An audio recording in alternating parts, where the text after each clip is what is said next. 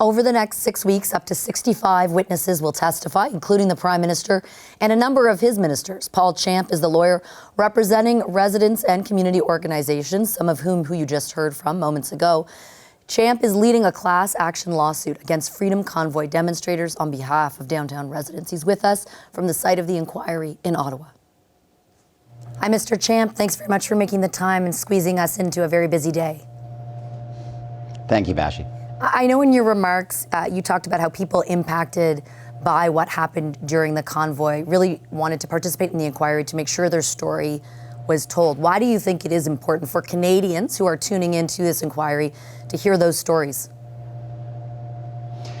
Well, there's so many different ways that people's lives were affected. You know, the parents with the small infant, the woman with cancer who couldn't get out of her home to go get her chemotherapy, seniors, people who were disabled.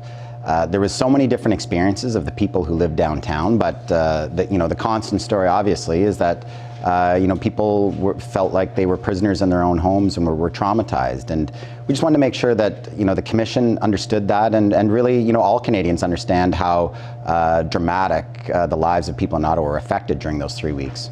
We also heard today that a lot of people are still affected by it, even though it's done. Lots of the stuff they went through is still with them. Talk a little bit about that and your conversations with your clients around that, if you could. Yeah. We've heard from people who have experienced hearing loss. One of the women who testified today, Ms. Delaronde, has experienced tinnitus and hearing loss. Many people in Ottawa talked about for several weeks after the convoy was over what we've started calling phantom honking, because the honking was so constant for so long, continuously all day. Once it ended, you almost still had this ringing in your ears like a phantom honking. So there was lots of people testifying about that. There was people who've said, when they hear a car horn on the street, it makes them jump. It caused a lot of anxiety and distress to people in Ottawa, and they really still haven't healed. Also, the feeling of helplessness that the police weren't able to do anything. People felt vulnerable and they felt unsafe, and you should be safe in your own home. Justice Rouleau is tasked with kind of determining whether or not the invocation of the act was appropriate. How do you think what Canadians will have heard today do you think what Canadians heard today from these witnesses will underpin a justification, for example, for declaring a national emergency, for the federal government thinking there was a threat to security? Does this help that argument?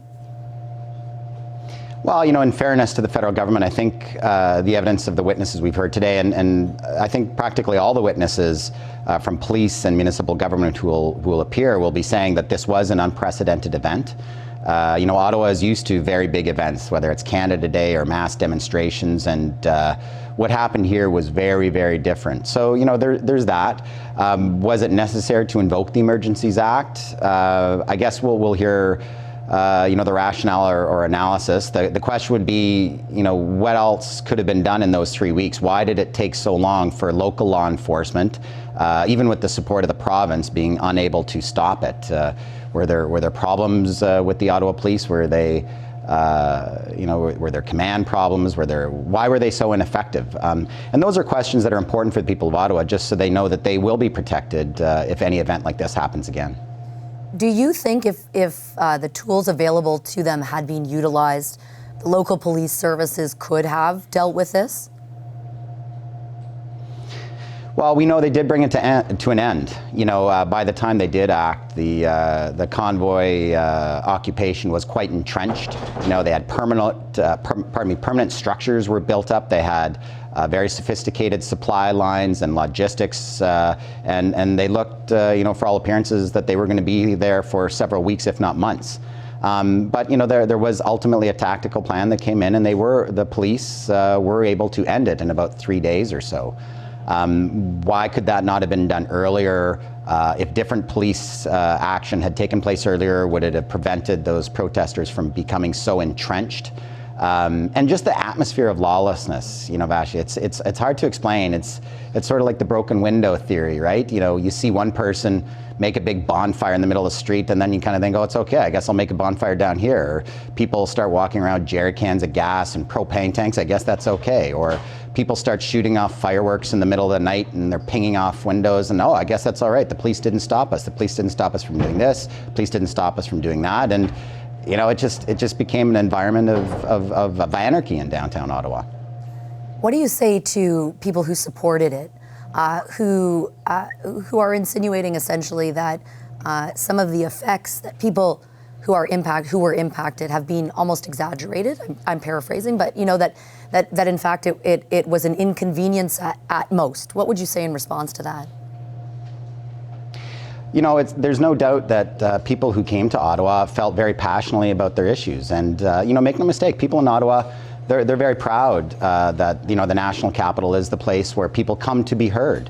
You know, we're used to protests and demonstrations, but make no mistake, this was completely of a different scale. I'm looking forward to hearing, you know, those convoy organizers who testify justifying, you know, train horns and air horns going on almost 24 hours a day.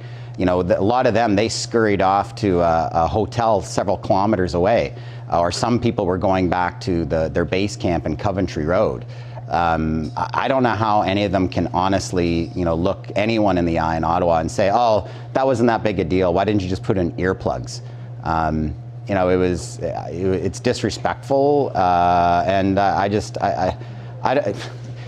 you know, I don't know what they're thinking. You know, come back and protest tomorrow. That's perfectly fine. But you know, leave the big trucks, the idling trucks that you know have diesel fumes going, causing people difficulty breathing. The horns 24 hours a day. Leave that stuff at home and protest and have your voice heard in another way. Okay, Mr. Champ, I'll leave it there. Thank you very much. Thank you very much. Hi, I'm Vashi Capellos, host of Power in Politics. See more of our show by subscribing to the CBC News channel or click the link for another video.